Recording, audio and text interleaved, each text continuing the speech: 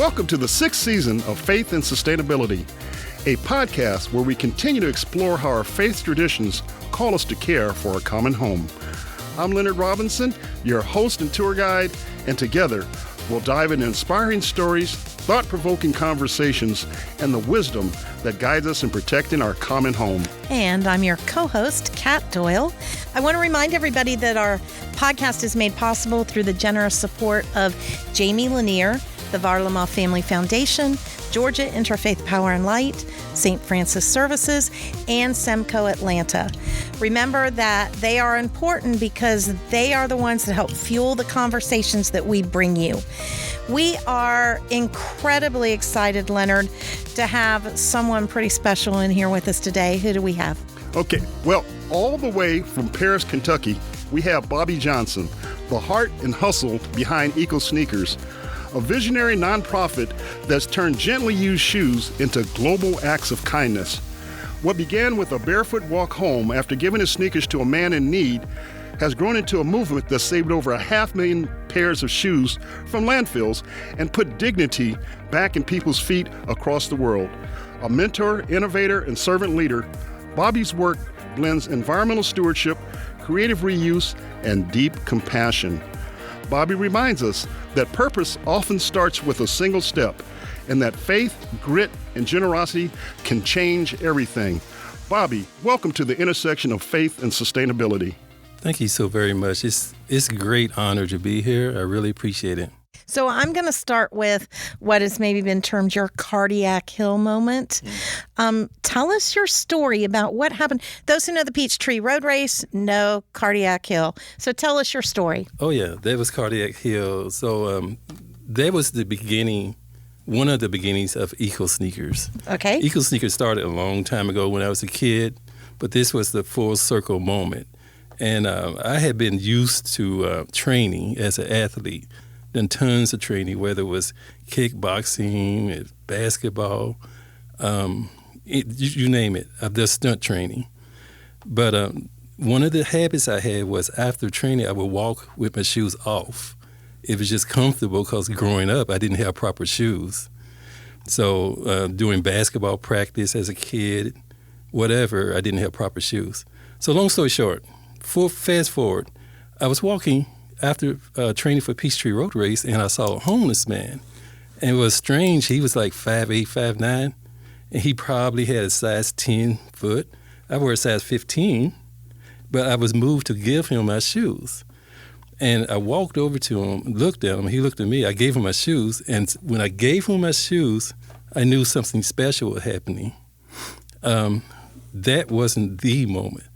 The moment was when I got to where I work out with weights, that's over in Douglasville, Georgia. About a month later, I saw the same homeless man, and he's walking up the street. That's like 30 miles from the original destination, and I knew for sure that God had brought me full circle with a calling. And that act of kindness makes me ask the question, tell us about your faith journey. I believe in God. We had went through a lot, and we lived next to the city dump. And we didn't have a lot, but I always had joy in my heart. And that was because by nature, I knew God had a plan for me. I didn't know what it was. I just knew God had a plan for me. So what I did was I focused on just about everything that was good, every type of religion possible. And I started to learn that I am. As an athlete, they used to tell me, boy, you're strong, you're powerful, you're mean, you're this and that. But when I was training and got into running, my I ams is I'm beautiful, I'm kind, I'm generous, I'm a child of God. And the moment I did that and start calling myself a child of God and start understanding it, before I knew it, it was like I am the hopes and dreams of people before me. I love that. So when you were telling us the story about giving the homeless man the shoes, you said that this really started when you were a kid. Yeah. Tell me that story. Well, what I mean by that is growing up, one more time, we didn't have a lot. My mom was a single mom, and she did what she could. She made sure we was clean for church. She made sure we was clean for church, but she didn't invest a lot in sneakers. So we had to find a way to get our own sneakers, whatever it took. So when I discovered athletics, I put my energy into it because I'm going to get a pair of free sneakers. Ah, okay. So okay. I wasn't the most talented. I was, at that time, not the strongest. But once I realized that's my path, I dug in. So I went to the city dump. I used to turn refrigerators over, and that was my hurdles, jumping over refrigerators. Okay, okay. I would lay tires out and do the tire walks, the tire trots. I would go forward, backwards, and jump in and out, and I became a great athlete. To this day, they still say that I'm one of the greatest athletes that came out of Paris, Kentucky. I made a Hall of Fame in Paris, Kentucky, but still, it wasn't athletics that I was destined. I was ordained to be something good, to make a difference in life and make a difference in the world. There you go. I love that. Through sneakers. Sneakers. Yeah, tell us about Eco Sneakers. Eco Sneakers, again, it started off as a mission, just giving back to people in need. Mm-hmm. After that homeless man situation experience, I started putting boxes at the gym that I worked out at. And before I knew it, I started getting 1 pair of shoes, 2 pairs, 20 pairs. And then people at the gym took it to their jobs. They took it to the hospitals they worked at. They took it to Boy Scouts, Girl Scouts. And just snowball effect where people got on board.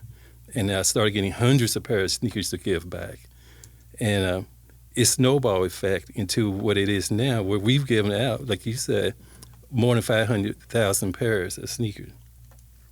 The great thing that happened later, when we talk about sustainability, we got so many shoes that we had to find a way to turn some of those shoes that weren't wearable into other products. It was not doing as good to get shoes and throw them back in the landfill. So once again, God led us to a way to break down those shoes into a grind that we call eco-smudge. And that grind we use as bean bags, stadium pillows, and mattress fillings. Some of the shoes can be mended. They're just not wearable here. So they're sent to different countries for remending. Like we're sending some to Homa Bay, Kenya. And there's a lot of farmers there that farm barefooted. But the shoes we have, they can take them, mend them up, clean them up. Boom, they got a pair of shoes. So this isn't just in Paris, Kentucky. It isn't just here in Georgia. This is a worldwide effort. Yeah. So I got to ask you, how did a boy from Paris, a man from Georgia, take this thing multinational? How did you go global? I can't answer that. I just did what God told me to do. Every bit of this has been instinctive. I just knew it was in me to make this turn, that turn, and just do it.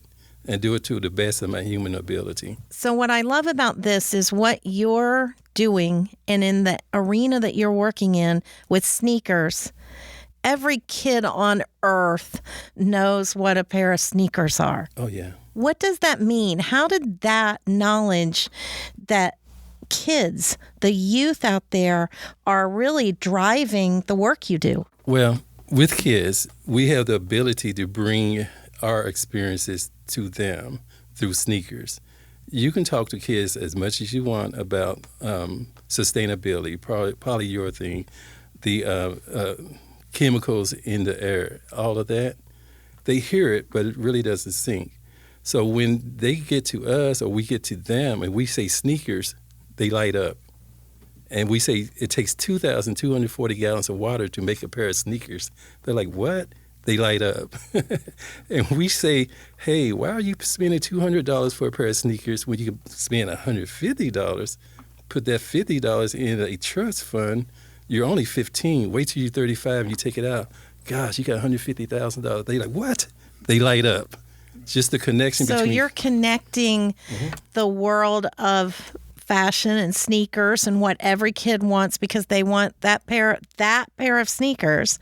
You're taking that, you're helping them learn business and sustainable economic sense, but you're also helping them make a difference, because instead of throwing them out and getting the next new thing, you're teaching them to then reuse and to gift those to others who may need them as well. You got it. Reduce, reuse, regift. It There you go. sounds like you've got a financial literacy embedded into eco sneakers. How do you blend financial literacy and sustainability, in kids? Well, again, we do that by meeting them at their level.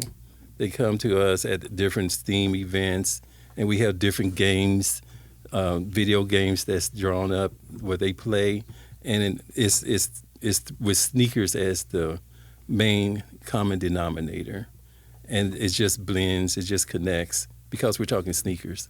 Every single kid understands sneakers. Heck, I did when I was little. So with that, every kid knows sneakers, as we've already said. We have 103 Catholic churches just in North and Central Georgia. How could one of those churches or every one of those churches get involved in this work you're doing? It's beautiful when we have the ability to put one box in each of those churches, and each box will represent only 30 to 40 pairs of sneakers. Now we're talking about 3,000 pairs of sneakers, and those sneakers are kept out of the landfill, where if they go to the landfill, it takes 30 to 40 years to break down. And when they break down, there's chemicals going into the ground, and then there's all types of things happening to the water, and it's hurting animals and plants. Long story short, let's do a sneaker drive. Kids get behind it. They understand what a difference they're making with animals, planet, and people too. I love this. When did you arrive at that intersection of faith and sustainability? When did it dawn on you? Was it an explosion? Was it a breeze? Was it that Saul to Paul, thunder and lightning transition? When did it hit you? Oh, man. That's ongoing. There's times where I've been, like, let's say in Green Bay, and I collected 5,000 pairs of sneakers overnight. I have an old truck named Dudley. He has 500,000 miles. And how am I going to get these shoes on this truck? Couldn't do it. So God intervened, tapped me on the shoulder. It's 3 a.m. You had 7 hours. I bagged up those sneakers and went to every church within a 20-mile radius delivering sneakers. That's just one. I can go on and on with the stories. Going to New York, one of my young ladies that helped me, she lost her money. I only had $400 with me, leaving here to New York. I had to wire her the money. I only had $50 left. At that point, I was up there in Buffalo. I didn't know how I was going to get back. I knew it was the right thing to take care of her. I blinked. Next thing I knew, my cash app went off, $17,000. Wow. Okay. All right. So Dudley's been an important part of the journey for you. I will tell you that at my parish, previous parish, we did a shoe drive 20 years ago. Okay. And when we did that shoe drive, the interesting thing about it was that people brought all these shoes. And when we explained that we were going to be giving these shoes to people who had maybe never owned a pair of shoes, but they literally started taking the shoes off their feet, not just the extras they'd brought out of their closets. And that day at Mass, we had people attending Mass barefoot in suburban Atlanta, to the point that our altar servers took their sneakers off, put them in the bin, and served barefoot. And I think that was a huge message to people out there when they saw that. What type of physical symbols and things are you using to move people? Well, the symbol that I use is a rhino. Kids resonate with rhinos. And the reason I use it is I used to be a tough guy. I believe I still am. But I know my body, I know my age, I ain't going to tell. But anyway, the rhino is one of the toughest animals out there. And one of the great things with the rhino that kids resonate with is it was once said that rhinos can't go backwards. So once they go forward and they see the obstacle, either they knock it down, and that's what I did. I knocked down my obstacles. Or they find a way to go around it. They back up a little bit, think about it, but they'll go around it. I'm doing more of that right now. Okay. I love the fact that, Leonard, he's using the rhino because I think you're right. Sneakers, rhinos, this just calls kids to get involved in this. How would they get in touch with your organization if they wanted to do a sneaker drive? How do they get in touch with you? Well, all they have to do is go to info@ecosneakers.org and let us know they would like to do a sneaker drive. They can always call us, too. We're always available at 404-388-0088. And if there's a 5K, 10K, we can get involved with that. If you're a part of the Boy Scouts, Girl Scouts, we would love to do an eco challenge at the schools. So just reach out to us at info@ecosneakers.org. Okay, well, here's what I need from you. All our listeners, give them a call to action, what to do with the shoes. So let's have that call to action from Bobby Johnson. Oh, boy. Sock it Well, to me. we're not asking for the shirt off your back, just shoes off your feet. Oh, my goodness. So whatever you do, just find a way to get in touch with us to do a sneaker drive. And you can mail it in. We can send you a label to mail them in. I mean, faith plays a big part in the environment. It feels good to make a difference in people's lives and to make the earth smile too. So that is great. I love where you're going with this, but I also see that you have built this work and you are doing things one small step at a time. But I do want to ask you, talk to us about the power of small acts. Talk to us about what that means. It just means the power of small acts, just follow your intuition. For me, you've got to believe that you're here for a purpose.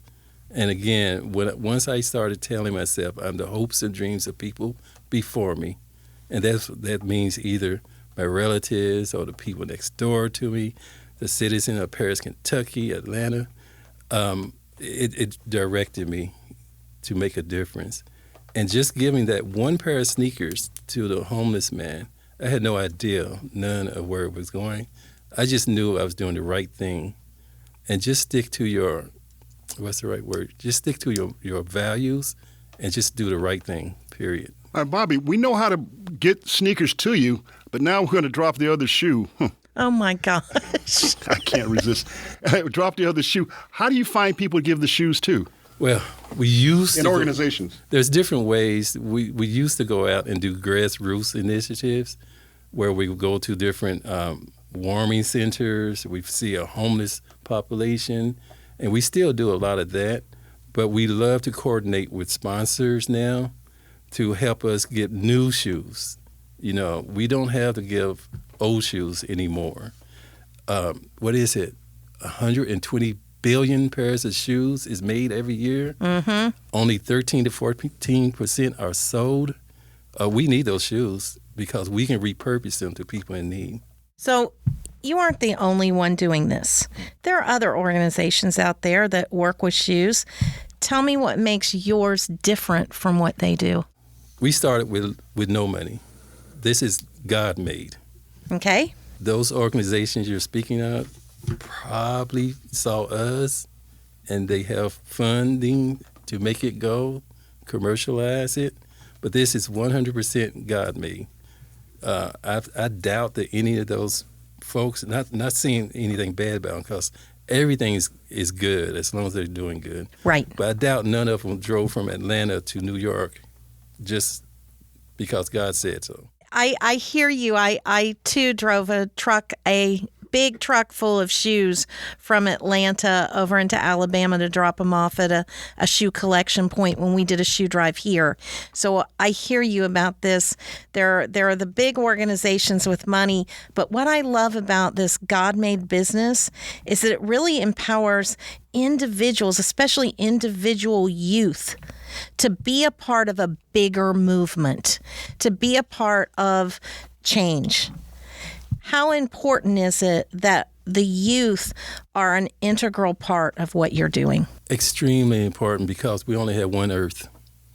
So not only is it important to give back, but now with climate change, with pollution and all of that, with the food being not, where I grew up in Paris, Kentucky, we can just reach in the ground, dig up a potato, and eat it.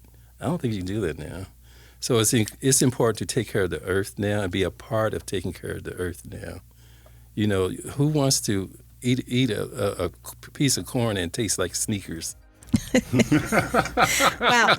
Leonard, Wow. I think that is the perfect place to end this podcast. That's a wrap. But very good. Bobby, thank you so much for sharing your story. You know, we're hoping our listeners reach out. Kat, this sounds like a partnership with the Laudato Si initiative, you know, coming up, you know, places for the kids to go, things to do with shoes. I can see a whole lot of intersections. So, Bobby, thank you for what you do. Keep on doing it. Thank you for coming onto the podcast. Thank you so much for the honor. We want to remind everybody to like, subscribe, follow us, think about leaving us a review. We are able to bring you great guests like Bobby today because people have told us what they're interested in hearing. So don't forget to leave us that review. Tell us what you want to hear from us. We want to thank you again, Bobby. And until our next show, Leonard, we will meet you right here at the intersection of faith and sustainability. The preceding podcast is a production of the Roman Catholic Archdiocese of Atlanta. Copyright 2025.